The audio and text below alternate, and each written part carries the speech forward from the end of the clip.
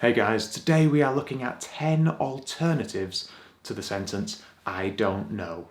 These alternatives will help you sound so much more natural and fluent in your English. Let's get into it.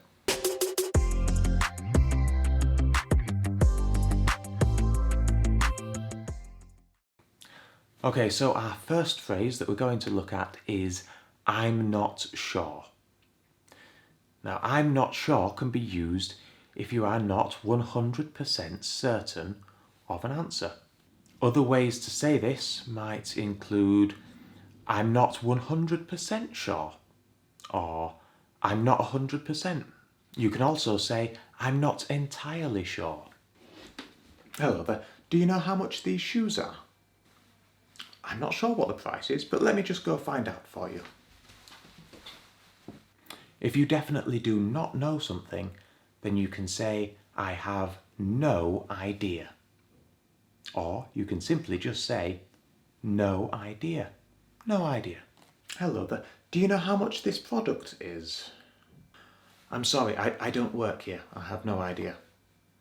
I started to watch the movie, but I had no idea what was happening. The plot was far too complicated.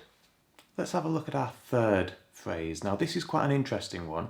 It is beats me. So you can either say it beats me or just beats me.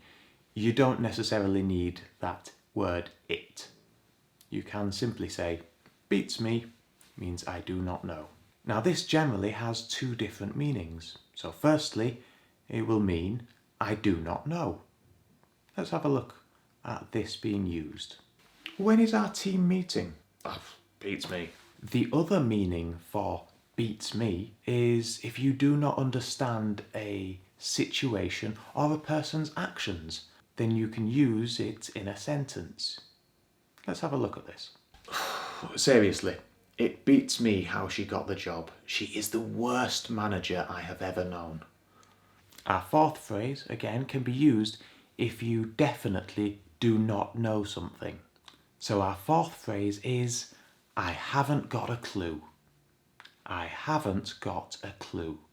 The word got is not necessary in this sentence. You can say, I haven't got a clue, or you can say, I haven't a clue. I haven't a clue. Both sentences mean the same thing. It means that you do not know. When did John get remarried? I haven't got a clue. I haven't seen him in years. Our fifth phrase again means exactly the same thing, that you definitely do not know something. Our fifth phrase is, I haven't got the foggiest. I haven't got the foggiest. Again, the word got can be missed out if you want. You can just say, I haven't the foggiest. I haven't the foggiest. I haven't got the foggiest. I haven't the foggiest. Both mean the same thing, that you do not know the answer. Where did I put the TV remote? I haven't seen it anywhere. Haven't the foggiest. If something is foggy, then it is unclear. It is hard to see. The answer is unclear. It's foggy. I haven't the foggiest. Hey guys, just a quick break to say, if you like this content, make sure you hit that like button and consider subscribing to the channel. Let's get back to it. Okay, in at number 6, I haven't the faintest idea. I haven't the faintest idea. It means I have no clue, I do not know, I definitely do not know the answer. I'm sorry, I haven't the faintest idea what you're talking about. So here is one that is loved by teenagers throughout the UK. You will hear them saying this to their parents. I don't know. It is a contraction of I do not know. It is shortened to I don't know. What time will you be home from your party? I don't know. Sometimes in English we use rhetorical questions, questions that do not need an answer. So if you want to say that you do not know something, sometimes you might say, who knows? Who knows? You're not expecting a response. You're simply saying that you do not know the answer, and you do not know who else would know the answer. Who knows what he was talking about? It was absolute nonsense. Seriously, what was he doing there? Why was John in the meeting? Who knows? He obviously has nothing better to do with his time.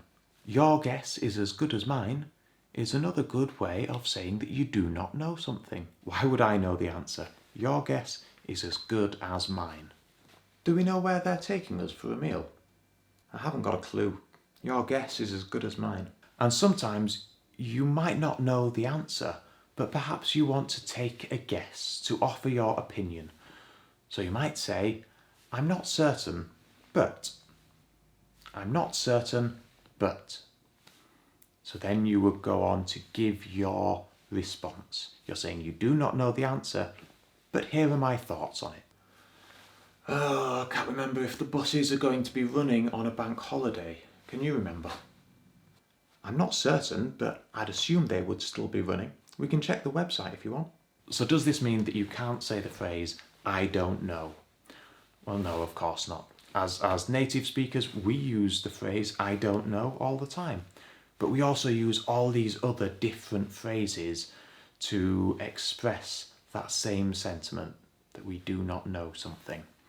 And if you want to sound fluent, if you want to improve your English, you should try to do the same.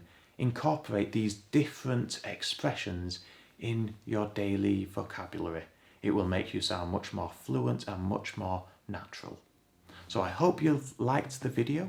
If you did, make sure you hit that like button and consider subscribing to the channel for more content like this. I'll see you in the next one.